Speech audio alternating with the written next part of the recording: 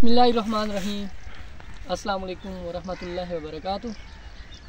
मुअज़्ज़िज़ नाज़रीन किराम, आज मैं पहले की तरह एक विलेज में आया हूँ जहाँ मस्जिद की अशद ज़रूरत है।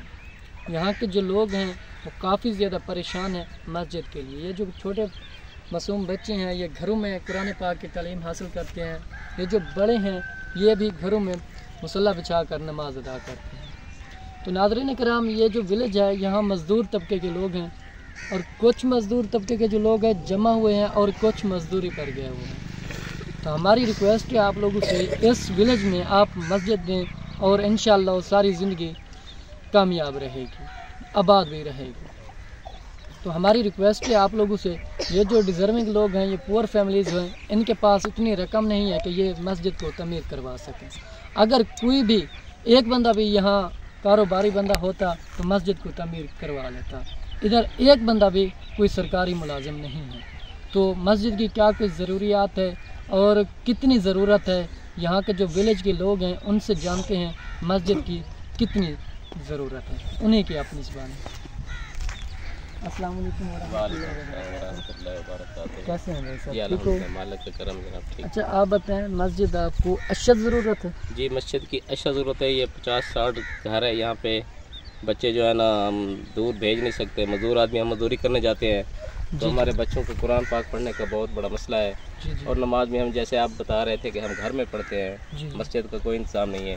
बेशक आप कोई अपना पसंदीदा या एतमाद वाला बंदा भेज के विज़िट कर लें, चेक कर लें कि यहाँ कितनी ज़रूरत है मस्जिद की।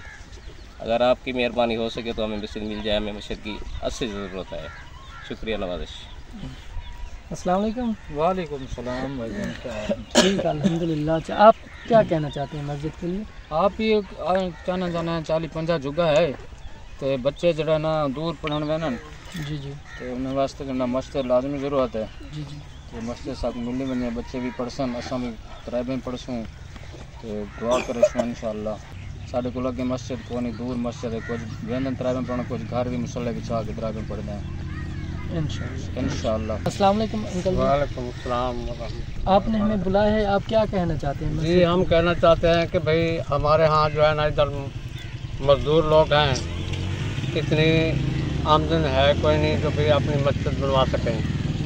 इसलिए हम आपसे अपील करते हैं कि भाई आप जो है ना इधर 50-60 घर है जिसमें बच्चे जो है ना वो भी तालीम नहीं मुकम्मल हासिल कर सकते और बड़े जो है ना वो घरों में नमाज़ पढ़ते हैं।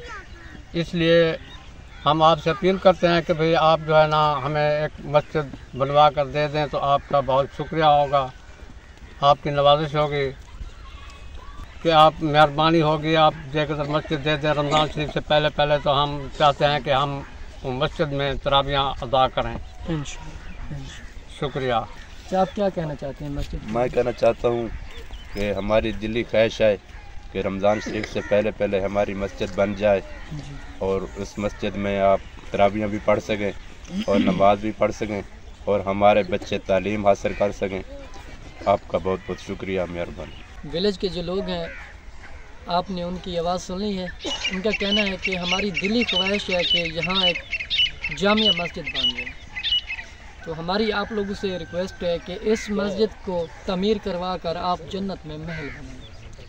हज़ूर अकरम सल्लल्लाहु अलैहि वसल्लम की एक हदीस मुबारक है कि हज़ूर फरमाते हैं कि जिस शख्स ने तितर के घोंसले जितना, तितर का घोंसला एक आधी ईंट के बराबर होता है, जिस शख्स ने आधी ईंट के बराबर भी मस्जिद में हिस्सा मिलाया तो अल्लाह पाक उसको जन्नत में महल बना कर देते हैं। तो मुखय्यर हज़रात से हम तावन की अपील करते हैं कि इस मस्जिद को तमीर करवाया जाए। नाज़रीन करम, ये ऐसा काम है मरने के बाद भी इसका सवाब मिलता रहता है। तो अगर कोई बहन भाई इस मस्जिद को तमीर करवाना चाहे तो हमारा कॉन्टैक्ट नंबर स्क्रीन पर शो हो रहा है। तो मिलते हैं एक नेक्स्ट वीडियो के साथ, तब तक रखें मैं दुआ में याद। अल्लाह ने गवाह।